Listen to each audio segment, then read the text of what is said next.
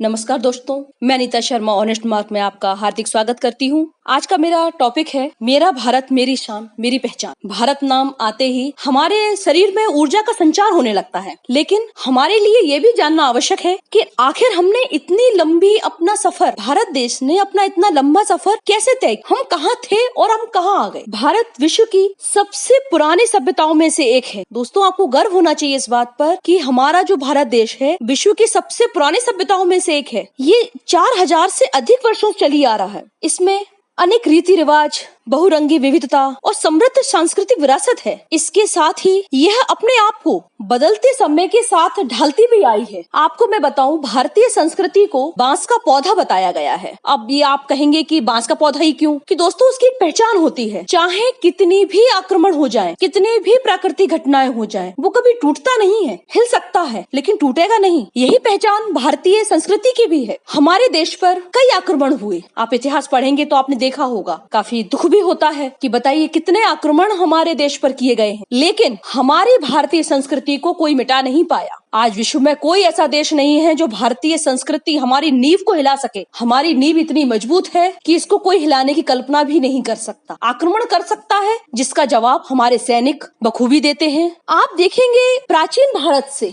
कई आक्रमण हुए, कई लोगों को हमने मात दी, अपने यहाँ से देशों से भगाया। पर आजादी के बाद, आजादी पाने के बाद भारत ने अपना चहुमुखी विकास किया, सामाजिक आर्थिक प्रगति की। हमारा देश सोने की चिड़िया कहा जाता था, लेकिन ऐसा नहीं है कि आज हम किसी से कम हैं। आप देखेंगे 200 वर्षों की गुलामी के बाद भी हमारा देश पुनः उसी स्थिति में आ गया, आत्मनिर्भर बन गया। आज देश दुनिया के सबसे औद्योगिकृत देशों की श्रेणी में खड़ा है। जब हमारे यहाँ के वैज्ञानिक जाते हैं तो विदेशों में भी लोग सोचते हैं कि आखिर इन्होंने कहाँ से शिक्षा प्राप्त की। इतना टैलेंट, इतनी मेहनत, इतना श्रम। भारत विश्व का 7वां सबसे बड़ा देश होने के नाते शेष एशिया से अलग ही दिखाई देता है, जिसकी विशेषता पर्वत और समुद्र ने तय कर दी है। हमारे यहाँ के पर्वत और समुद्र ही हमारी पहचान बता देते हैं। ये इसे विशिष्ट भौगोलिक पहचान देता है। आप देखेंगे हमारे देश का जो नक्शा है उसको आप देखें, उत्तर में जो पर्वत श्रृंखला है हिमालय, उससे आप देखें देश का स्वर्ग कहा जाता है। इतनी विशाल है कि जो पूरे विश्व से अगर हम देखें तो हमारा देश अलग पहचान बनाता है। कर्क रेखा से आगे